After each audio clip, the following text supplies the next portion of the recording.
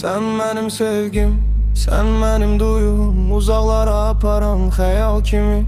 Derin gözleri, kara saçları uzun, özü bir bela, o yarımanı. Gece üstüme çökür, adın dilimde kalır. Sen geden günden beri bu ürək yerinde yanır. Bir bakışın bəsidi məni özündən mamağa. İndi susan divarlar, senin adın daşıya. Evimde iz koydum silimi hey çürkümler. Oldu arada bakamısı küfür kinle. Dolu bakışlar nifrete dönüp. Senin yerin boş kaldı bu sinede ölüp. O yarımanı, kara saçlı bela yarımanı, beni saldı hara.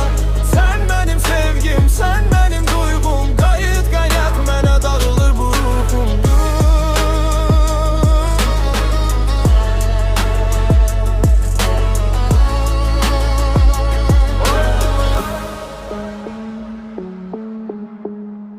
Kara saçlı bela, sen benim sevgim, sen benim duygum.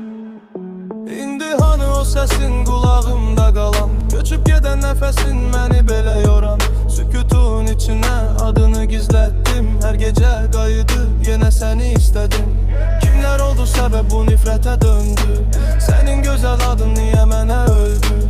Bir vaxt benim irin indi yaddasan. O yarım dediğim sen niye hardasan? Geldim hanis koydum silimi hecicim. Kimler oldu arada bakamısı küfür dinle. Dolu bakışlar nifrete dönür. Senin yerin boş kaldı bu sinede ölüp. O yarımanı, kara saçlı bela yarımanı, beni saldı hara.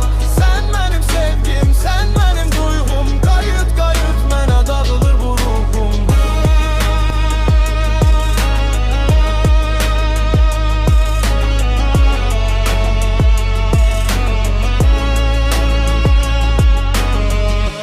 Elimde kalır senin soyup kölgen.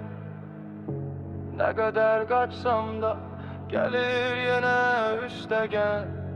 Derdimi çağırır